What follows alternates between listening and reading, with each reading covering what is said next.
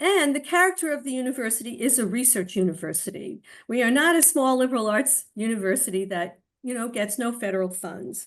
So I believe that the president had an obligation to negotiate. From a political perspective, I think everybody should sort of understand that the university did not have a lot of power in this situation in terms of what it could and could not do if it wanted to restore funding, if it was willing to tank the university or turn itself into a small liberal arts college, or as one of my colleagues wrote in the New York Times, move to Canada.